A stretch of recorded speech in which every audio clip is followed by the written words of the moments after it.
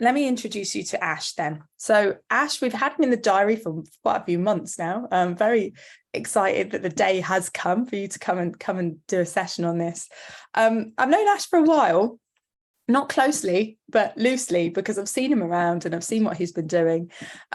Just 5 years ago, Ash made a bold move. I am going to read this introduction because otherwise I'm not going to do this man justice. He has done some big things. Just 5 years ago, Ash made a bold move, leaving the corporate grind and initial bumps in the online business world and basically ventured into his own thing where he was helping other people make high ticket sales. And over the last 4 years, his conversion rate has been 40%. He's been closing high ticket sales between $3,000 and $10,000. And in the last 4 years, he's totaled over $2 million in closed deals. But here comes the cheesy bit. For Ash, it isn't just about the cash. It's about evolving, mastering communication and making every interaction count in sales and in life. So without further ado, Ash, welcome to the Rebellious Business Show. It's good to have you here. I'm going to spotlight you for everyone and me so that you're not just on your own for a minute. But welcome. Do any of the things that we've just heard people drop in the chat sound familiar to you? Yes. Hi, first of all. Really excited to be here. Thanks for having me. Yeah, 100%. Those are all very common. I've been through them myself. So what was just to recap, was the closing part that somebody said that doesn't come natural. It's a bit hard. By the way, I hope my sound is good. I was hearing a bit crackling when you talked. I hope it's not my internet. It might just be my voice, to be honest. I might be a bit crackly. Your internet seems perfect, though. It's good? All right, good. Yeah. Good. It was the connection. It was, I hope it's okay, not. So we had someone say, the closing one was, we had someone say that they can talk about what it is that they do, but they struggle to move into the close. Mm-hmm. Okay, yeah. So that's a very obvious one. Of course, everybody experiences that at some point, try how to, a lot of people in coaching and specifically coaching and consulting, maybe do intro sessions, maybe do a free session, maybe do a free coaching call, a consultation call, and then moving that conversation to the offer, to the price, to asking for money. It can feel a bit stressful. It might feel awkward, not go very smoothly. Some people shy away from it and don't convert enough of those conversations into clients. So that's a common thing I think we all experience when we first start, or even for anybody experience the same things, to be honest. It's just they become a bit better at it with time, with practice. So that's definitely one thing we can get into. It's useful to know. I mean, it's a reasonably small group here. It's useful to know, what areas there's a lot we can cover here, like the mindset part, which is the money mindset, that whole maybe asking for money is a problem. We can touch on that a bit. There are some beliefs and the ways we view things. That's, for me, obviously, that was a big part as well. A lot of it is the internal game, what I call the inner game, what goes into your mind, really the intention and the attitude before even having the call. That's going to determine a lot how that's going to turn out, what outcome we get. That's even more important, I would say, than the techniques, scripts, and things like that. So we can touch on that. And also have in mind, of course, I have a presentation as well. So that's something we can touch on. And also I have I don't know how many people here are do free sessions, free consultation calls. Maybe you can raise your hand or put in the chat and find that part, particularly to transition from a free session, you're giving value, maybe doing free coaching, and know how to transition into actually see if they want to join your paid program or book you for paid sessions, that kind of, or the closing part. How many, I have some specifics I can share on that, even like some magical phrases that going to make it very easy and kind of pressure free, completely remove any resistance or awkwardness from the whole process. Would that be useful? I mean, do you guys? I would like to think that most people here are doing discovery calls and free calls. Eddie says loud and clear, sounds good. The Facebook chat will have a bit of a delay. But here's what I propose. Here's what I think we should do, Ash. I know you've got a presentation that you've put together, which is super exciting, which is helping people to elevate their sales and income by unlocking the power of 5 buyer beliefs. So I think we should get into that. Then at the end of that session, we can open up for Q&A, and we can perhaps look into some of the things that people have already shared and see after, discussing the 5 buyer beliefs, what off the back of that would make sense to lead into the next part of the conversation. Does that sound fair? Yeah, sounds great. Let's do that. So what I would love you guys to do is, if you have any questions, I want you to put a capital Q and then write the question next to it so that I can see that you've asked a question. I can save it, and we can ask Ash your question when we get to the Q&A segment after his session. So Ash, you should be able to share your screen. You said you've got slides. It should just let you, because I think we've made you co-host. All right, good. Let me start my presentation, and we'll get into the slides. And also, I like a bit interactivity. So even in between, I might ask for some feedback. I want to kind of make sure that I don't spend too much time on one section that maybe people are not benefiting. So yeah, we'll make it a bit interactive as well. And then of course, Q&A at the end. So let me share these slides. Let me get this right. So give me a second.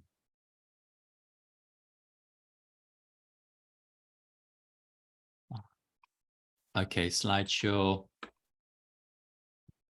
I would offer to sing and do some elevator music, but anyone wants to hear that.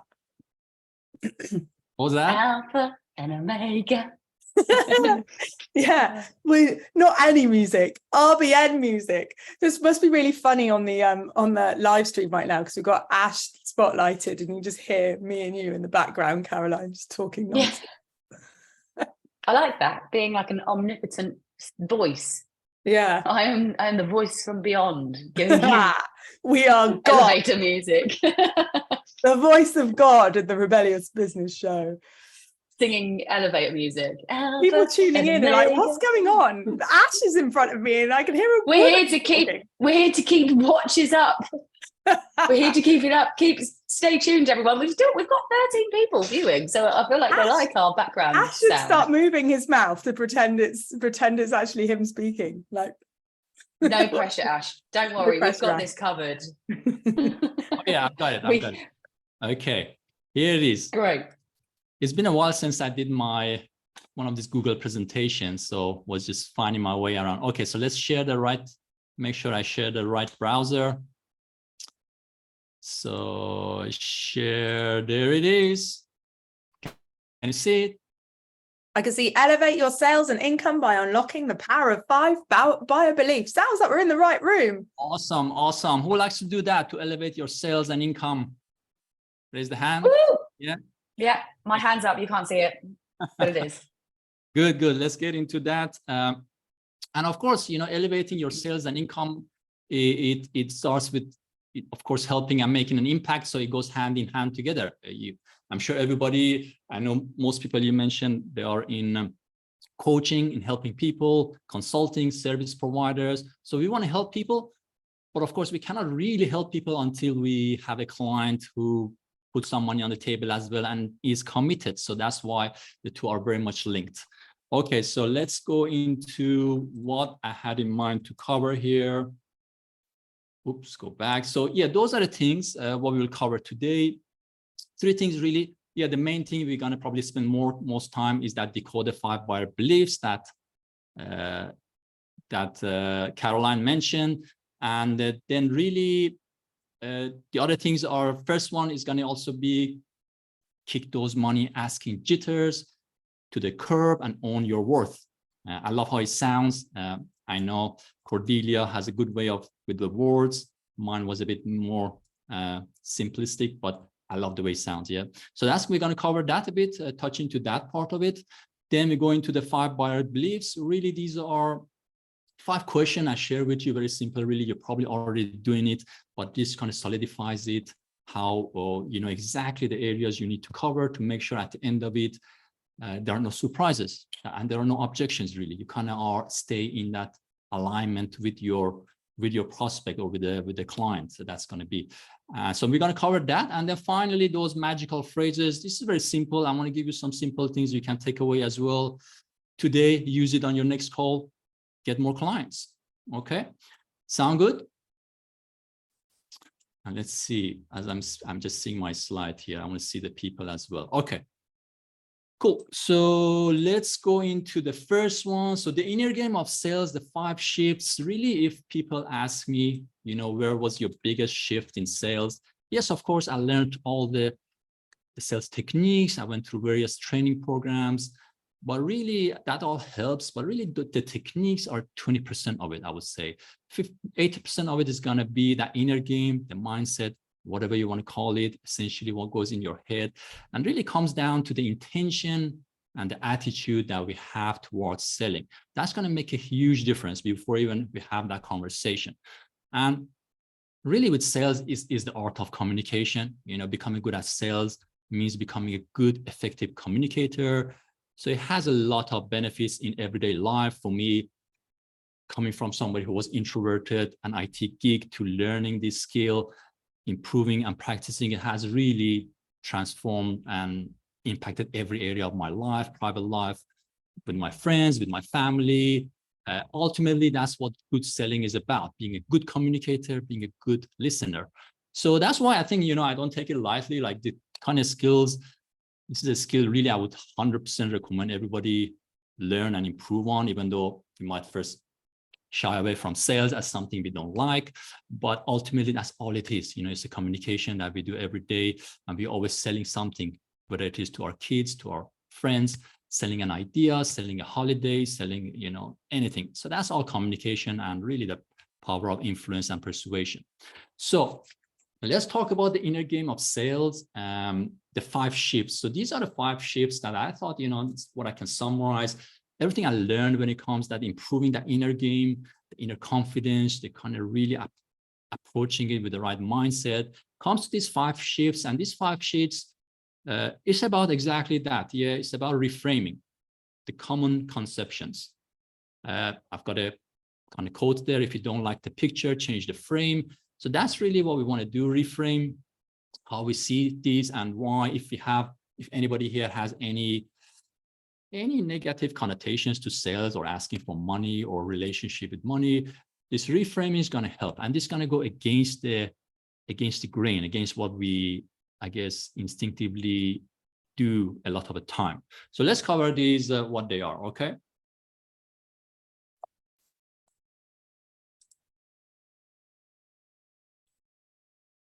The 5 shifts. The first one is, again, like I said, intention and the attitude is going to play a huge role in how well you tackle every conversation that might lead to a client. Okay, doesn't matter what kind of conversation it is. If it's a sales call, if it's a chat on Instagram or Facebook Messenger, if it's a free training session, intro session, all that stuff. So the first one is the intention. You go in here is not to close the sale, but to find out if we can help them. Another way to putting it is really, the intention is not to close the sale, but to find out if the sale exists. Okay, obviously, when I got into sales, especially, I work as a commission-only salesperson. So if I don't close the sale, I don't make money. So it's a detachment that's not easy. Okay, to actually be detached from that outcome. Don't focus on, I need to get this client, I need to get this sale to hit my target, to earn more money, to whatever it is. We need to detach from that and actually focus on the person, okay, to find out if we can help them. So if you go with this frame of mind, then that automatically going to fix a lot of the problems with the kind of language that we use, or maybe some salespeople use, that are not very welcome, you know, like pushy, being manipulative. So all that really going to dissolve if you actually go with this belief. Hey, let's find out if I can help these people. I don't know until I talk to him, to her, what kind of problem he has or she has, and if I can actually help or not. Let's find that out. That's the purpose of a free consultation call or discovery session. That's why we call it discovery session. Yeah, it's a good name because we want to discover if we can help this person. So that's the first one. Let me see here. How can I see everybody? Okay. So far, making sense? Everybody following? Yeah, some nods. Okay. Is it resonating? Is it connecting? Okay. Okay, good. So that's the first one. The second one is Leadership from a place of caring about what's best for the prospect. Again, goes back to focusing on what's best for the prospect, for the client to be, as opposed to focusing on my program, my offer, how great I am, how much I can help. So shifting from that to focusing on what's, how I can help this person, what's best for this person, really coming from that place of, it's quite simply caring. That's what people like. If you care about them, if they feel that you care about them, then it's not going to feel like a sales call and those sales resistance that goes up. So that's the second one. The third one is, that's the fourth. Yeah, using natural language that connects with people as opposed to sales language. Again, if you cover the first couple of 2 pointers, this third one pretty much lands naturally because you don't want to go from a script or anything.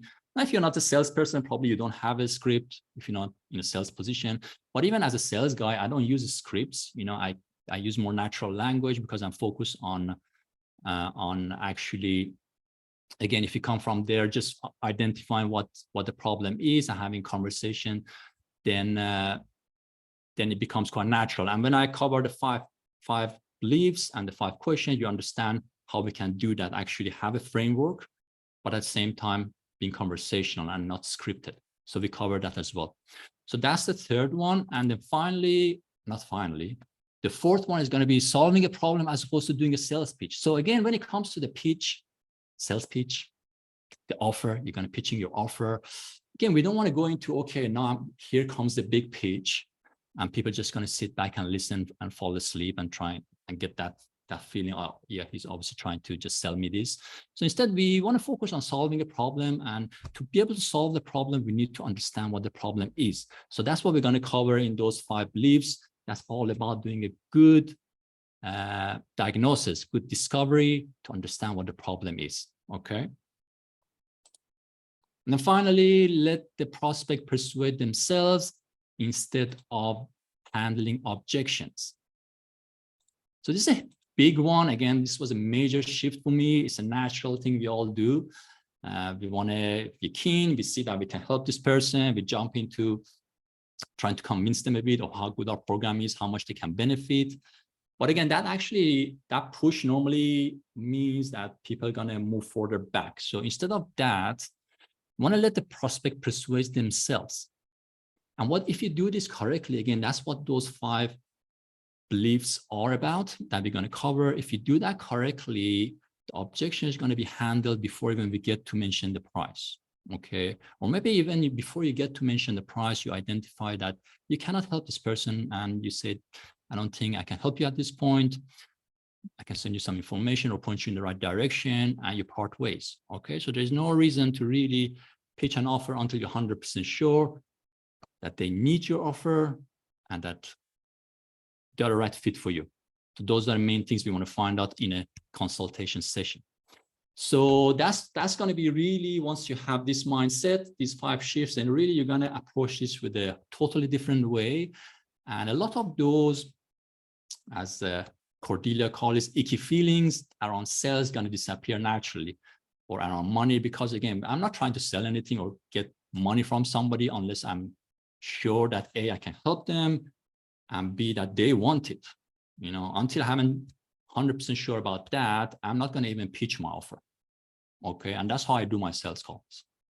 So if you do it that way, then that's going to remove a lot of that pressure and awkwardness from the whole process. Yeah. Does that make sense so far? Yeah. Is this useful? Okay. I see 1 thumbs up. I don't know. I hope everybody else is listening and not on watching YouTube. Okay, good. We're a bunch of nodding dogs, but we do have lots of people on the live stream watching over on Facebook. So guys, although you can't see me, you can hear me. Please do let us know if you have any questions as we go through this training, because if you have any questions, we can get them answered for you. Yeah, I like to check in because I don't want to kind of talk for long and people falling asleep. So all right, so get us some likes on Facebook if you are, as Ash asked, enjoying the presentation and you've not just zoned in by accident. Give us some likes, drop us some questions, and we'll get them answered at the end of the presentation. Yeah, 100%. And just put some comments. So again, like I said, we can then cover all the questions at the end. Any area you want to go deeper in, we can go. Okay, all right. So that's that. Let me actually pause here quickly. Anybody in the Zoom, any particular question or comment on this part that you want to share? Any burning question? Anything stands out for you, or maybe something you can share?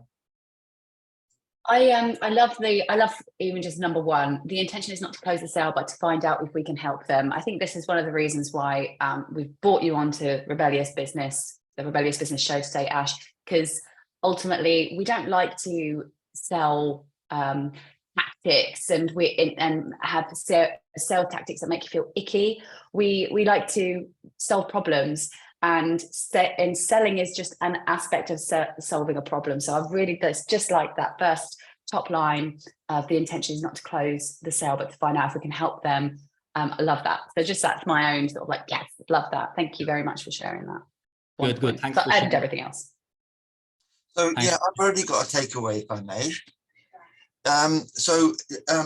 What I sell people is one-to-one training in food gardening. And occasionally when I meet people who probably know about as much about gardening as I do, I kind of get a bit stumped, because it's like, well, what do I offer them now, you know? But the whole idea of searching into what problems they have, because, you know, even if they're an expert gardener, they still might have problems get to the next stage, which might be selling their produce or teaching their produce or making it more community, you know, involvement in, you know. So you know, my takeaway is, even if they have got a high level of skill and knowledge, they might still have a problem there, which I can help them with. So, you know, that's been very useful for me already. So thanks for that, Ash. Exactly. Perfect, Eddie. Thanks for sharing that. Yeah, exactly that. No matter how advanced they are, if there's one specific problem that you know much better than them, you can sell them on that one thing. Yeah, and they'll happily, if that's very important for them to tackle that, because it's going to take their game, their life, their business to the next level, they 100% will hire you. Okay, so it's exactly finding that unique problem that you are the perfect fit to help them to get to. Okay, yeah, really good point. Thanks for sharing that, Eddie. So cool. Let's move on. And yeah, and also Caroline, exactly that first one, it helped me a lot when I first started. I was actually feeling uncomfortable on the calls. I kind of do it a bit, forced me, but that one alone, the intention is not to close the sale. Every time I repeated that before going into calls, and that helped me a lot, because I removed that attachment to the close and just stayed in focus with the person and actually trying to help them. So that helped me a lot, actually. So, okay. Let's move. So let's get into the 5 buyer beliefs. So now we're actually going to get into give you some practical tools and tips you can use to identify that problem. Yeah, how you said, Eddie, we want to find what that problem is that you can solve for them. This is going to help you. I'm going to give you the framework to do that effectively. So the 5 buyer beliefs ultimately are about the 5 question categories that you want to cover on every consultation calls. Okay, I mean, a lot of you, I'm sure you're doing it naturally anyway, but when I learned this, that changed the game totally for me, because it became a lot more consistent and predictable, because I knew I need to cover these 5 on every call if I want to have a more predictable outcome and no surprises at the end. You know how you get to the end of a call, everything feels good, and they just say, I want to think about it, and disappear. You never hear from them. Have you ever experienced that? Or you mentioned the price and everything is good, they're excited, they want to do it, and you mention the price and they go like fall off the chair and disappear. You never hear back from them. So those are all things we can actually avoid by covering these 5 buyer beliefs or decision factors that is super important. All right, let's get into that now. So really, any sales conversation comes down to a very simple thing. Any product or service we're selling, it always comes down to this simple principle that people will buy when the gap is big enough and they cannot get to the desired outcome on their own. So what do I mean by gap? So this is the current situation they are in, whatever problem you're solving for them, whether it is gardening, personal development, marketing, earning more money, more freedom, anything. Yeah, anything. There is a current situation, one particular area in their life or business they're not happy about, and they need help.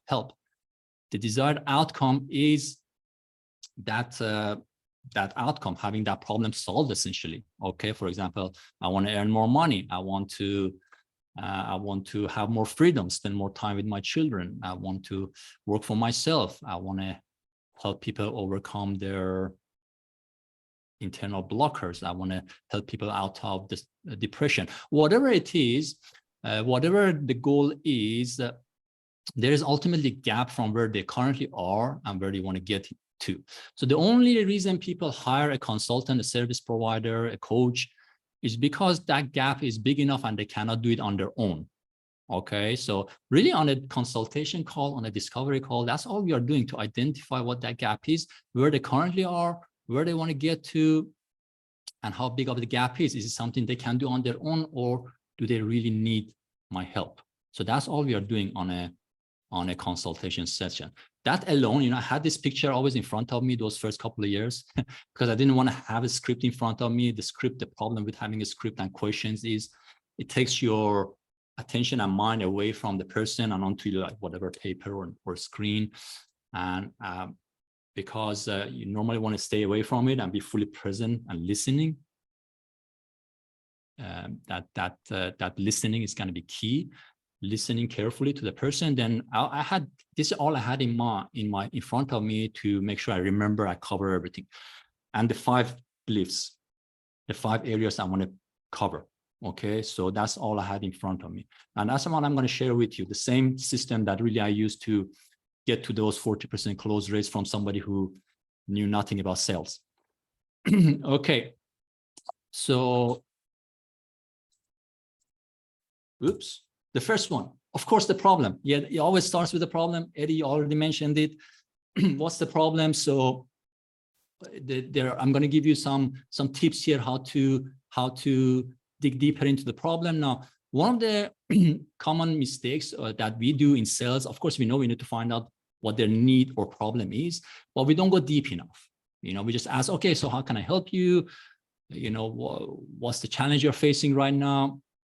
They say, okay, yeah, I want to make more money. Okay, and we leave it at that. But of course, we need to dig a lot more deeper to understand the real problem. Actually, making more money wasn't a good example. That's the desire side of things. So the problem could be I'm not earning enough money, or I don't have enough freedom, or I'm working for a boss I'm not happy with, or I started a business and I'm working 50 hours, 80 hours a day, a week, and still not making much money. So those are the problems. But once we hear that, then we still want to dig deeper to understand the real personal problem and the consequence of that problem. So that's really the biggest part. Now, of the 5 buyers' beliefs, this is the most important one. Yeah, this alone, you can, of course, sign up people into your program, into your coaching, into your services just by tackling these. But oftentimes, it's not enough. That's why we cover the other 4 as well. But this is where you want to spend most of the time. And because if there is not a big enough problem, you're not gonna be able to sell anything. So this is the first one we want to really cover quite a lot. So obvious questions are, what's the biggest challenge you're facing right now? It's a question I always start all my consultation calls, the sales discovery calls. It's a simple question that always works. It's the best question to start with. It moves the conversation straight into the challenge and the problem that people are experiencing, as opposed to going in all the other areas that might not be beneficial for that conversation. Okay, so what's the biggest challenge you're facing right now? And I've used the same question no matter what product I sold. Over the past 5-6 years, I've sold every possible product you can think about, mainly all information products, but in every area, from sales, marketing, to personal development, to all kind of things, to public speaking, doing a podcast, to even trading, like stock trading, Forex, and even a medical product I'm selling now, like stem cell treatment. But it comes back to the same question, same principle. Doesn't matter what you're selling, Same principle. So you start with that question. Again, the first answer is going to be the surface level. So the part that most people, even salespeople, that's where they even experienced salespeople, this is where if the conversion is going low because they're not digging deep enough and they move fast to the next question as opposed to digging deeper, something we tend to do. Yes. So when you ask that first question, then you want to ask probing question. Okay, you mentioned that. Tell me more about it. Okay, so Eddie, for example, gardening. You mentioned what's the biggest challenge you're facing with your gardening? They mentioned I've got, I don't know. You tell me. I don't know much about gardening. Maybe they say there are too many weeds. Any solution? I've problem is good. Yeah, you can come up with something in the chat if you have some typical problems. Put something in the chat. If it's too many weeds in my whatever I tried is not working. And then you say, okay, you mentioned there are too many too many weeds. Tell me more about that. That's the important part. You don't move on next. Okay, yeah, I can help with weeds. I have a great solution. Let's move on to offering that solution. So that's what you don't want to do. You want to go deeper. That's the main thing. If you want to become a sales superstar or influencer, that's the main thing, to actually go deeper, dig deeper. Yeah. So you mentioned you have a lot of weeds. Tell me more about that. How long has that been going on? How has that impacted you? These are questions you should ask in every single call. Yeah. And these are the top ones. And then you can just ask more. Tell me more. Tell me more. If you're not getting the real kind of smoking gun, that real burning problem that's getting them emotional almost about it when they talk about it, even how it's personally affecting them, you can get there by asking questions. Tell me more. How's that impacting you? How long has that been going on? What else? Has that impacted any other areas in your life? What about your family? Does it impact your family? You see, I can go on and on and on. And that's what you want to do. Yeah. And don't feel uncomfortable about it. Actually, they come to a call talking to you as an expert. This is what an expert does. You know, if you go to a doctor, they diagnose the problem. They ask you a question and you answer. Same frame.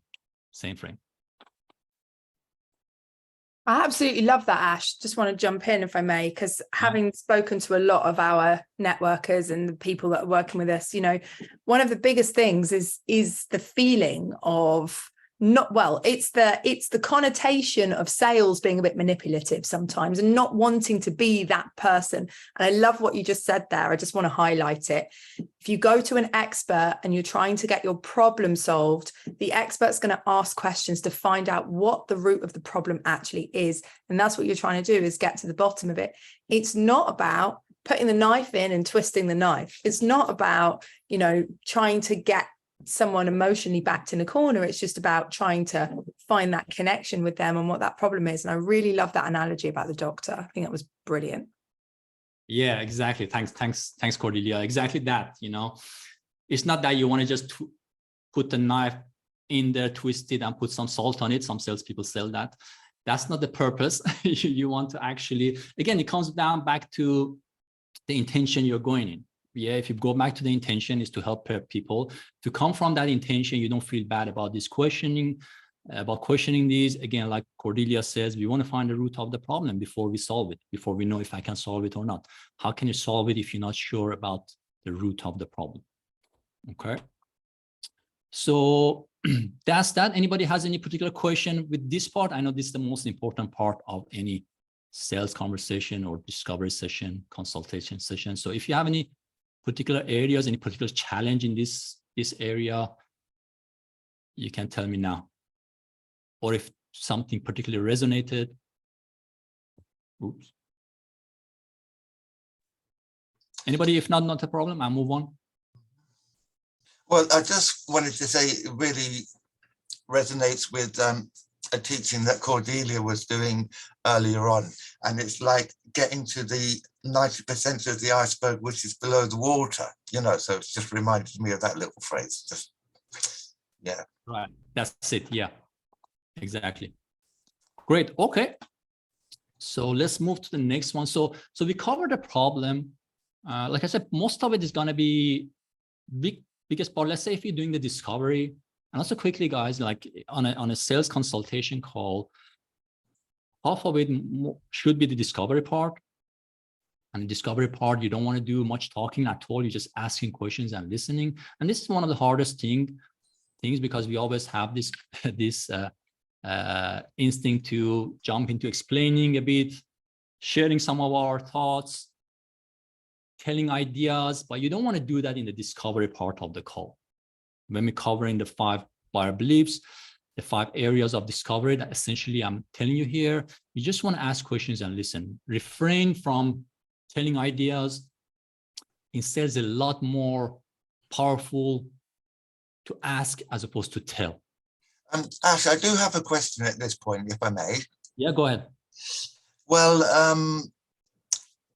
section A there, you're focusing down on a particular problem that your client might have. So would you at some point get a sense that maybe you've finished off on that problem and you might want to ask have you got any, so what else?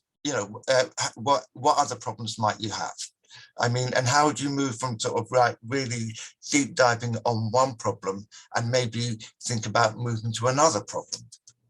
Yeah, and you asked exactly, that's exactly the best way to ask it. What else? What else? Yeah. How do you know when to move to a what else question? Well, you're gonna sense it. You know your stuff. I mean, if you see if they're telling you about the problem, I mean, this question to start with is asking for the biggest challenge. Yeah, so it is actually designed to focus them on the biggest challenge. But let's say they're listing a lot of challenges and it's a bit scattered and you don't know what the challenge is, then you need to help them clarify. The job you're doing is clarify and isolate. Okay, so you told me you have these 5 problems, but of the 5, what is impacting you the most? What is bothering you the most? What is actually the biggest one that you would want to tackle first? That's one way isolating things. Another thing is they might start with a problem that doesn't seem to be bothering them too much. And then you ask that what else is a very powerful question. I should have put it there actually. So supposing you're really focusing down on their biggest challenge, would you be tempted to offer a solution to that challenge, sort of like just to let them know that you can help them, or would you just, want more feedback from them? At what point would you introduce the idea that you're the solution to that problem? Good question, very good question. So you have to refrain from explaining any solution at this point. Okay. So it's the consultation call, a sales consultation, free consultation call has 4 main parts. First is just the agenda, setting the agenda, building rapport. Then you go into discovery, which is the most important part. When the discovery is covered, you ask all your questions. We go to the 4 other areas as well. Then you say, okay, now I believe I can definitely help you. Can I share some thoughts with you? Can I explain my program and go into those? Then you go into explaining how you can help them. Okay, so that's the presentation part, comes after we finish the discovery. Okay, but it'll become clear. Let me cover the next steps so you can see. So the second one is going to be, of course, the desire. Remember the diagram, current state, future state, where they currently are, where they want to get to. So where they currently are, we kind of uncover the real problem, the root of the problem. We can see the person is really struggling with that, and it's something that's causing a lot of havoc in their life that they really want to have solved. Great. And we want to also be clear on the outcome thereafter. Okay, so if you can help them, what is that desired state? So again, obvious question, where do you want to get to? What results are you after? What is that ideal outcome you're after? If I can help you solve this problem, what would be the outcome that you're after? What is your goal? What is your vision? Where do you want to be in 6 months' time? Where do you want to be in a year time? So these are all desired questions that you can ask. I've just put the most obvious one there. Where do you want to get to? Simple. Sometimes the simplest is better, because that simple thing, whenever you stalk for idea, just ask that and they tell you. You don't need to think much. And then, of course, when they tell you their goal, where they want to be, let's say in a year time, or in 6 months' time, with the garden, using the garden analogy. Okay, what would that look like if all the weeds were gone? Why is that important to you? You know, that's why we get into, this is a very important question. Again, when they tell you their goal or the outcome they're after, you always want to ask, why is that important to you? The why behind their desire. Again, that's the main motivation behind it. That's, again, we get into the feelings, the part that they're going to feel, and people buy on feeling. Yeah, people justify the decision with logic, but always buy on feeling. So those, the feeling part, to kind of bring that to surface so they can actually feel it as they talk about this, that's very important. So that's why we want to ask them, you know, like, I use things like, hey, paint a picture for me. Where do you want to be in 6 months' time? Why is that important to you? How's life going to be different if you get there? So if you ask this question, then they're already imagining that in their mind and visualizing, and they're already feeling, having that outcome. So that's very powerful, because then again, that's going to highlight for them how much they want this, because they're feeling it on that call with you. If they feel it, then they make a decision. And then we go into consequence. So the two first ones are the most important. Let's say if you're doing 30 minutes discovery, you want to spend 25 minutes on those. Okay. If you do 15 minutes discovery, you want to do 90% of that on those two parts, mainly problem part and then desire. They're kind of linked anyway together, because the desire always is solving a problem. So, and then after you do that, you want to quickly cover the other two that I'm going to share with you. Yeah, the other three. And these are things maybe you miss, and that's when you get objections at the end. So we want to, this goes kind of hand in hand with the problem. Naturally, in the conversation, the consequence will come out. But if it hasn't come out, you want to ask it. Okay, what's the consequence of not taking action right now? Okay, so you want to have less weed in your garden, but you've had those weeds for years. I mean, why is it important for you now to solve that? What if they stay? What's the cost of that? What's the consequence of having those weeds in your garden? Tell me. What will happen if nothing changes and you stay where you are? That's a question we always ask. It might be a bit hard question. I mean, if you are in the kind of life coaching, people have life coaching, mindset coaching, that part of thing. Let's say you're solving something that's quite personal. It might be depression. It might be, I don't know, lack of confidence. They want to improve their public speaking, whatever it is. Again, you mentioned it's hard to sell those kind of things that are not tangible. So it becomes tangible if there's a big enough desire, big enough problem, big enough need, and big enough consequence of not taking action. That's when it becomes big enough problem, big enough need for them to want to buy or invest in the coaching, get help. Okay, so again, if you're selling something that's, it's not money, it's not about making more money, it's more like life coaching, you need to do a really good job here with the 5 beliefs to identify that gap. If the gap is big enough, if that burning desire to, not get confident, not get shaky when they do public speaking, that has huge impact on their life, that's impacted all areas of their life, in the personal life, even when they speak out, they don't speak out. If you dig into all that, then this is what's going to come to the surface for them, and that's going to highlight how important it is for them. So that's why you're actually doing them a favor, because sometimes we don't, until we talk about it, we don't know how, if there's a problem that being kind of shrugging under the rug for a while, unless it becomes to the surface, we don't feel how important actually, how much it means to us. Again, I'm not trying to manipulate here. I'm just trying to get to the truth with this person. Okay, so it's 100% ethical, authentic, and trust-based, everything we do here. So that's that. So what's the cost? Those are the common questions to ask. I've asked that in every call, and a lot of important things have came out as a result of these 2 simple questions. What will happen if nothing changes and you stay where you are? And if it feels a bit, let me give you a little tip here. If the kind of questions are a bit personal and it feels a bit maybe awkward to ask it, you can soften it down just by your tonality. You go into tonality of caring. I can see, this really, you've struggled with this problem for a long time. It's really impacting you. Sorry to hear that. I hate to ask you this, but what will happen if nothing changes and you stay where you are? I know it's a tough question, but also it's important to cover it. So you see, you can kind of buffer it like that. If you ask it in the right tonality, it's not going to come out in a way that's gonna feel awkward or anything like that. And also, how much longer can you continue like this? Okay, how much longer do you think you can, or how much longer are you even prepared to continue like this?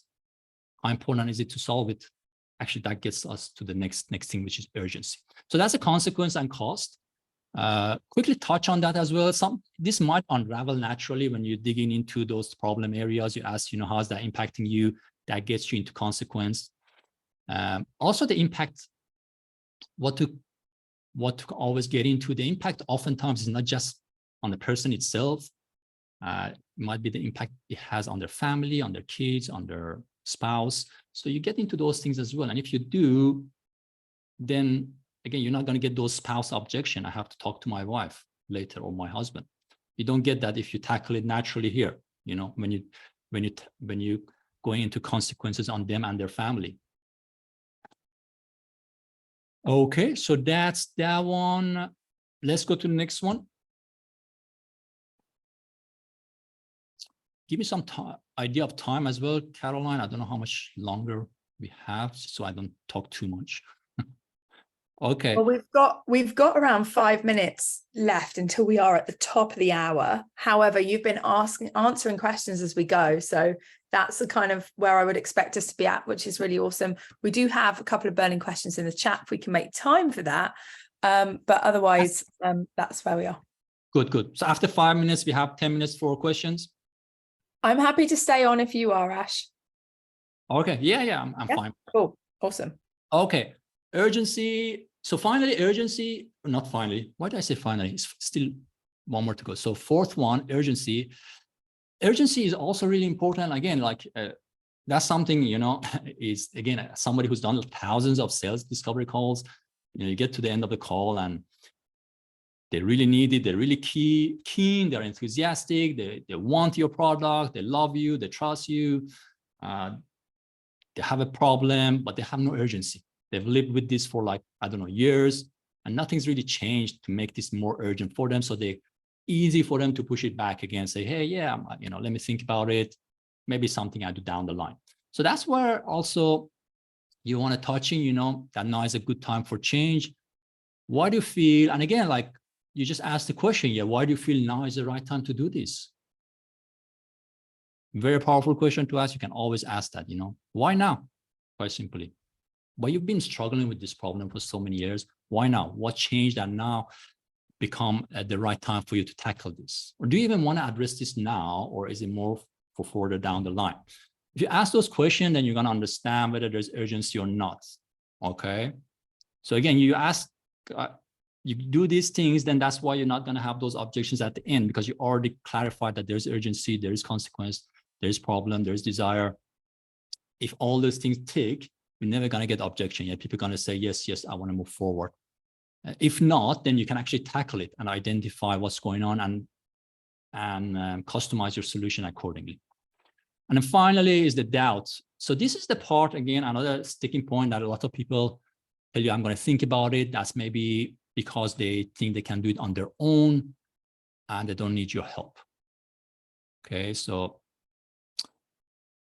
what you can ask there, if you think, that was a good example. Like you said, Eddie, if you're on a call with somebody, they seem like they know everything about gardening. Instead of kind of getting a bit defensive, and need to kind of convince them I'm better than them, which might be a kind of intuitively we want to do that. You want to resist that. Instead, you want to ask them, hey, flip the script, reverse the table. Instead, ask them, hey, you seem to know a lot about gardening. You seem to know everything. Why are you even here? Why do you need my help? Okay, let them convince you. Let them persuade you. You shouldn't persuade them. So that's a very important thing, and they will. They will actually explain to you why they're on the call for a reason. So they will actually explain it to you, why they need your help, and what's that one area that they haven't managed to do it on their own. Okay, so again, very powerful question to ask. So that's the 5 buyer beliefs. I wanted to cover something on magic phrases as well. I have some slides on that to convert free consults into paying clients. But if you don't have time and and you rather stay with what I covered and have questions about the 5 beliefs, the 5 question categories, we can stay there. Up to you. Or if you want me to quickly run, these are some scripts you can copy. I think you've mentioned the word magic, and we're all like, well, we need to hear them now, Ash. You're going to have to share them. Defo, carry on, go for it. Okay, yeah, this is quick, actually, cut and paste, or copy and paste. You cannot cut here. Copy and paste, I can send this stuff to you after, or take a screenshot. So these are actually magic phrases. So imagine now you're on a free consultation call. Let me actually back up. Yeah, imagine you're on that free consultation call, or it could be actually you've done a free coaching session with them. Any. Either you're doing a discovery session, or you're actually giving them a free coaching intro session, coaching session. And at the point you want to transition into actually, yeah, do you need more help? Do you want my coaching? Do you want my help? And this few phrases are going to help you a lot, yeah, to do that transition smoothly. So the first one is, I have a program designed specifically to help people achieve these types of results and overcome these challenges. Would you like to hear a little about it? Okay. So you see how we're transitioning here. Again, first of all, this is after you understood their problems, yeah? And don't say this if you don't believe you can help them. If you don't believe you can help them, tell them part ways.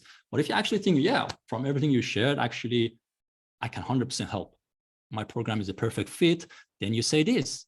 At this stage, you know what the problem is. So you say, I have a program designed specifically to help people achieve these type of results. You mentioned the results thereafter, okay? And overcome these challenges, which is the exact challenges they mentioned to you earlier in the call. So this needs to be customized, yeah? Don't just say it like this. So that's then, and if you just say, you see, this statement has no pressure to it, and I'm asking their permission before I move forward. Would you like to hear a little bit about it? It's not even, I'm going to go into this long pitch, a little bit about it. So, I mean, chances are 99% they're going to say yes. Actually, they never say no to that. Okay. So that's how you transition into talking about your program, your service without any awkwardness or resistance or pressure. Make sense? So the next one from here is then you go into, okay, so they just told you, tell me about your program. So you go explain your program. I'm not going to go into how you pitch and present effectively. I covered that in my coaching training, sales training. But let's say then you present your offer.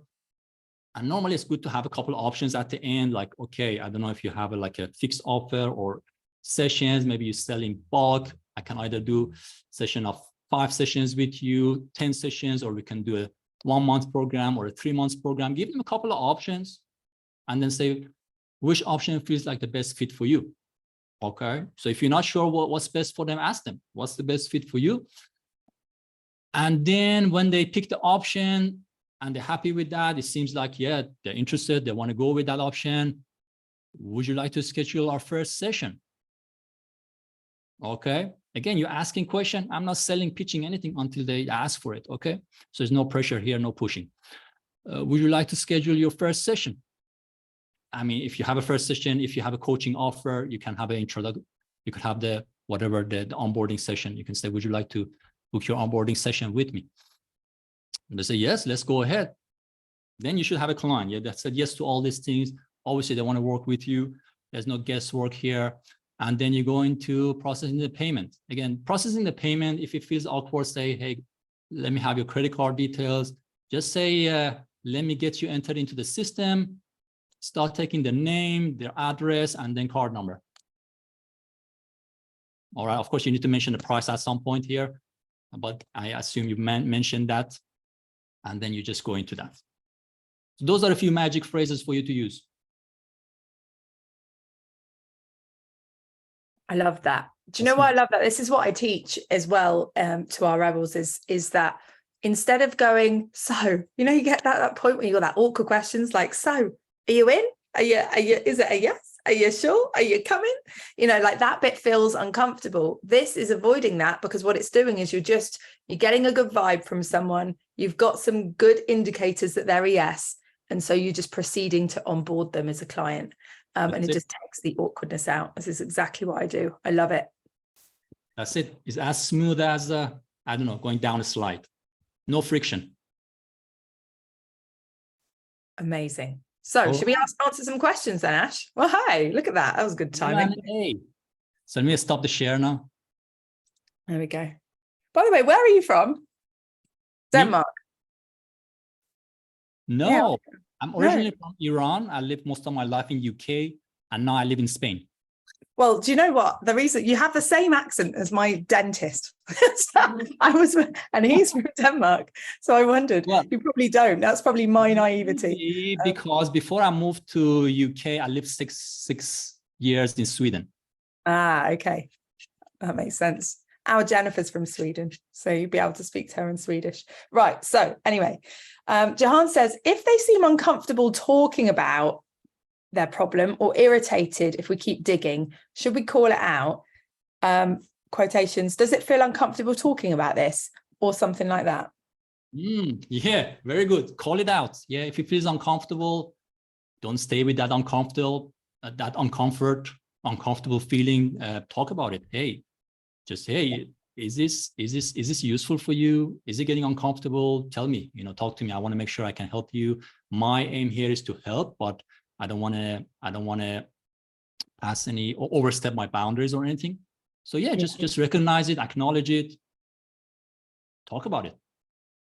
And Jahan has also said, because often people just want to know what you do and how much you charge. They don't want to go on and on about their problems. So when you've got that kind of resistance, how do you handle it? I guess a pre-frame of like, in order for me to offer you anything and explain to you what I do, I need to figure out if we're a good fit for each other and learn about you a bit more. Yeah, you can say that, and you can avoid that situation from the start if you set the call up correctly. So you always need to have an agenda to start. You introduce yourself, build a bit of rapport. You don't need to spend a lot of time talking about weather or stuff like that to build a rapport. You're just going to, okay, let me explain how this call works, or let me set this call up for you really quickly.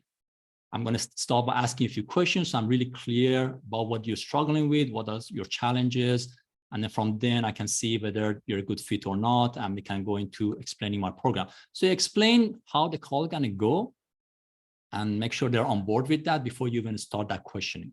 And then because they know what they know what they're getting into, you're not going to get that. It doesn't happen really. Yeah. Okay.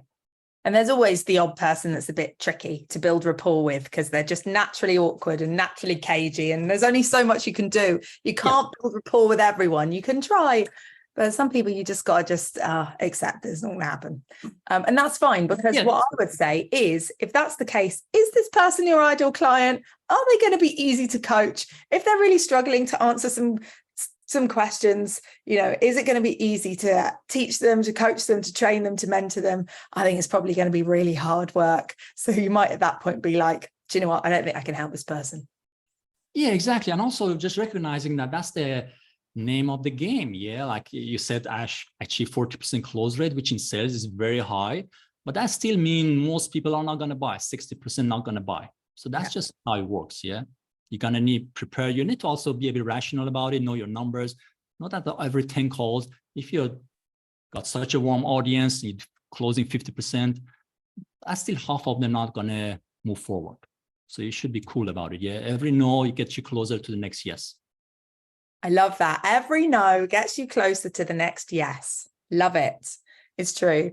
I mean, if you look at like the across all industry conversion rate from like the amount of leads you have on your email list, the amount of people that become clients, you got to make peace with the fact that 90 to 97% of your audience are never going to buy from you. And that's the people that you haven't even got into sales calls yet. When sales calls, 60% is a really good number of people that aren't going to buy from you. So yeah, it's interesting. It's about finding people that you can gel with. Caroline, you wanted to say something. I've run out now. I've forgotten it. I was pressing the unmute button and then you've unmuted me. I'm like, oh no, I lost my point. But I think this is just such a good call. My biggest thing is that I really like that there's positive intention behind this. And that's massively what we're about. It's about a value to offer. There's a lot of people and coaches and consultants, sales consultants that are out there teaching tricks and hacks. And I know we've got these magic phrases, but it doesn't depend on substance. It depends on manipulation tactics. And what I like about what you shared today, Ash, which is so much about what we do, is about saying, like, how do you portray your value? Because you've got substance, you've got a gift to share, you've got something to share with the world, and if you help it by selling to someone, you're solving that problem. And here's ways to communicate that value and to understand how you can match their needs, not how do you trick them into thinking you have something that they want, but then like not actually delivering the goods. Like I really like this process from a positive intention kind of way. I think that's so important, and it really matches with what we believe here at Rebellious Business. Really good. Yeah, 100%. Very good summary. Thanks. Thank you. I'm so good at that. I am actually an AI summarizer. John has a question here, or a statement. Maybe you want to. Who said who? John. Who is John? Who's John? You must be new here. John. Who's John? John. You're brand new. I think John's had an OFM, as we like to call it. Is that right, John? Come on out. Tell us about it. Yeah, I was Get just involved, realising that. Thanks. Hopefully you can hear me, because I always sound really quiet when I'm on these things. I just realised that because I've had a lot of negative experiences in my past, that if I do this, maybe this works better. If I've had a lot of negative experiences in my past from sales that have been made to me when I didn't want to buy, and I've been manipulated into it by untrustworthy people, and then they haven't delivered their results. I'm bringing that myself into it and thinking to myself, oh my God, my prospective clients are going to be the same as me. Yeah, so a lot of that, if that makes sense. Is that right? Yeah, and it really breaks trust, right? And it breaks, and that's amazing that you said that. It really breaks trust when you feel like you've been manipulated. You are then blocked. You don't want to manipulate other people because you know how it feels, especially if you're a nice person. So yeah, wow. Sorry, I just thought I'd jump in there. Hopefully this new process will help you convey value, like showcase substance and solve problems. Yeah, and that's a very good point. Exactly. I think for all of us, the reason we might not have those warm, fuzzy feelings about sales when we hear sales or salespeople is that because we've been sold by somebody that, I know, pushy selling, whatever it was, manipulation to get us buy something that we didn't need or want, and that kind of left us with a bad, sour taste. That's the root cause of all these bad feelings about sales. But of course, now we can do it differently, yeah. And thankfully today, this way of whatever you want to call it, ethical, authentic selling, trust-based selling, works a lot better as well, because people are a lot more savvier today with the whole kind of information age. People are a lot savvier, and those kind of techniques don't even work anymore. Absolutely. Yeah, that's great.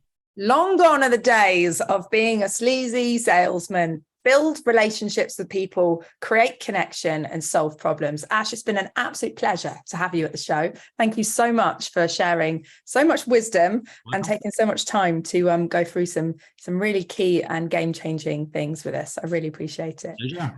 How can people find you, Ash? If they want to learn more about you, if there's unanswered questions, where can people go to find you? Where's the best place? Best place, connect with me on Facebook. Send me a DM. I also have a cheat sheet that summarizes my script, the whole thing, with a lot more questioning, the whole kind of call framework and the questions to ask.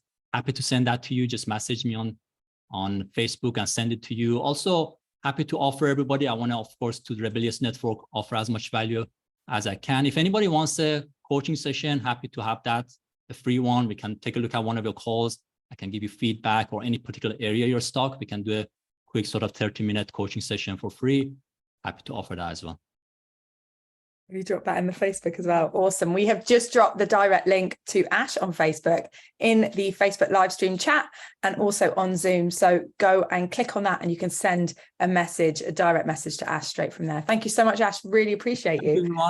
I think we've got to pay homage to a record that has been we do. broken. You have broken a record. Yes. For sure. Forgot. I don't even want to end this call because we've never ended a call with as many people that are currently watching live on Facebook. We've potentially hit the number. Oh, we're at 65 now. That might be a new record. What's the highest we've got? 70. We're at 70 right now. We are at 70. Oh, right? okay. 74. And that is never ever that high at the end. No, Never that high at the end. the record currently, the current record. Keep talking, Ash. The current record is in the 50s.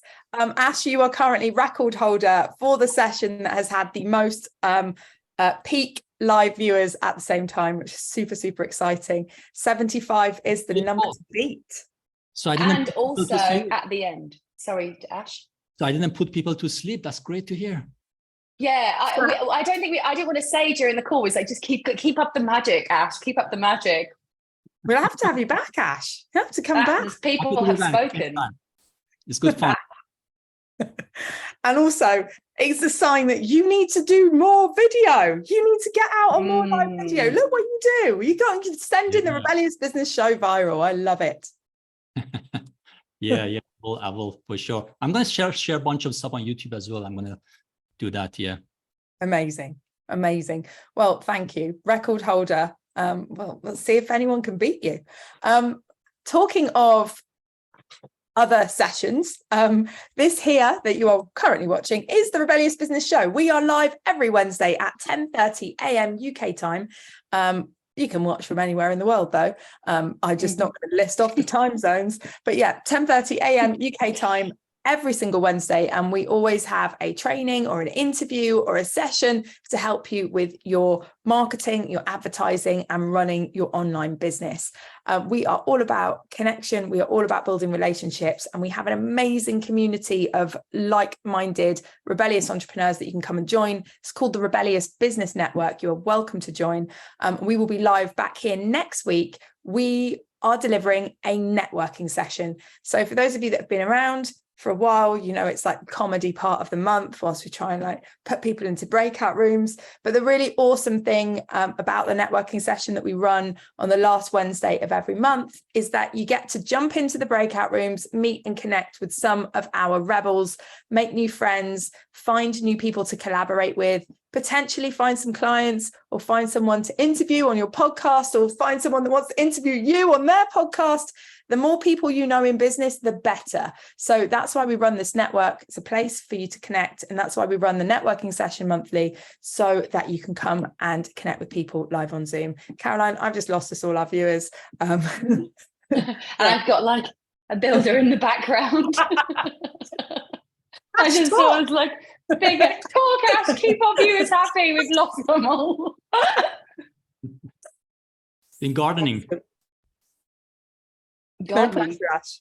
So look, even just mentioning your name, we're back up to 69. I mean, it's just marvelous. 71. So, right. Okay. Amazing. Right. I don't want to leave. I think Ash, can you deliver another session live right now? Well, I need to go because I've got other things that I need to be getting on with. But we will be back here next week. So come and join us on the Rebellious Business Show. Look up the Facebook group, the Rebellious Business Network. We'll get involved with the community and all those good things. We'll see you very soon. Have an amazing rest of your week. Thank you for being part of the Rebellion. Until then, we'll see you next week. I messed that last.